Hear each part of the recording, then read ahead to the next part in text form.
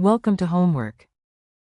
Here we know that the initial energy of the photon, E, is going to be equal to hc, Planck's constant multiplied by the speed of light divided by the wavelength. This would be equal to 1,240 electron volts nanometer divided by 0.00300 nanometers.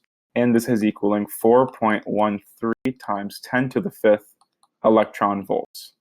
Now, we can then say we're going to apply equation 3811, and we're applying it to a electron, and so the Compton shift is going to be given by delta lambda. This would be equal to Planck's constant divided by the mass of the electron times the speed of light c, multiplied by 1 minus cosine of phi, and this would be equal to, again,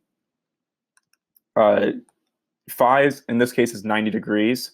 Cosine of 90 degrees is going to be 0, so this is going to be 0. 1 minus 0 is, of course, 1. So the Compton shift, the change in the wavelength lambda, would be equal to Planck's constant divided by the mass of the electron, multiplied by, divided by c.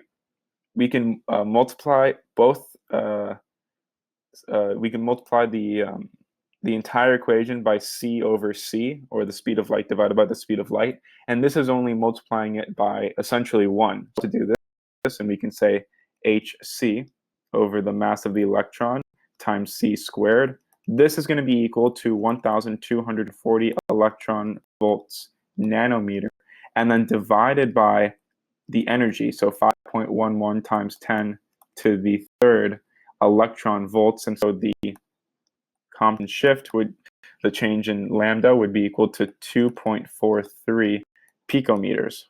We can then say that the new photon length, lambda prime, would be 3.00 picometers plus the Compton shift, 2.43 picometers. This is giving us 5.43 picometers.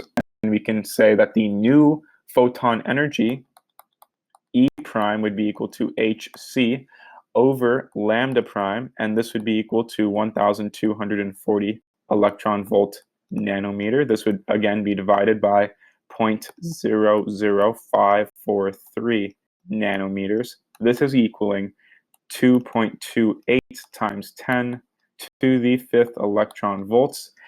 So we can say that by the energy conservation, the kinetic energy of the electron must be equal to the change in energy. This would be equal to the energy minus the energy prime. This is equaling 4.13 times 10 to the fifth.